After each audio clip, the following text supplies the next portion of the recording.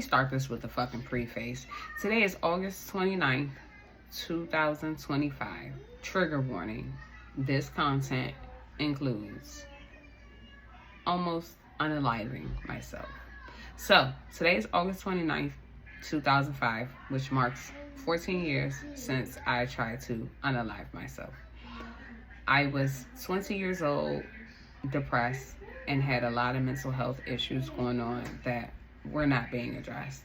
And I decided that today, 14 years ago, I was going to try to unalive myself by hanging.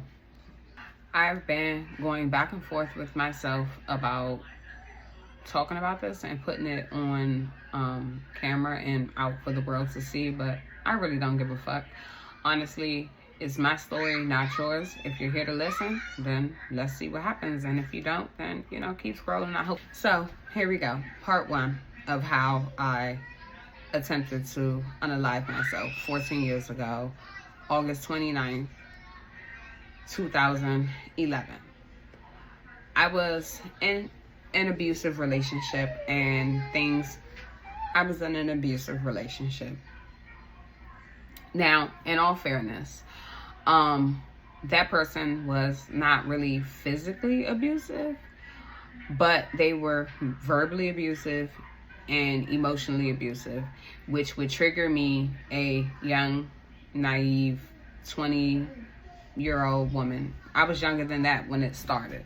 That would trigger me to do what I would do best, get physical. So I guess you can say I was the abuser as far as getting physical, but he would say things to me that would trigger certain things in me that would so I can't remember in particular on that day what the argument was about, but I remember it was about him. I remember him telling me basically he was tired of me and he was taking my keys and he was putting me out of the house.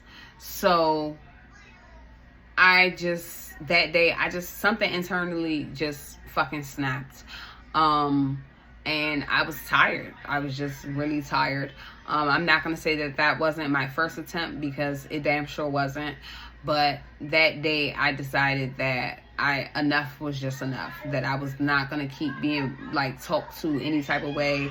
I was not going to keep being put out of a house that I paid bills on, and come to find out he lied to me for years. I think we lived in the house for 2 or 3 years. So obviously this started before I was 20. He had been lying to me for years, telling me that my name was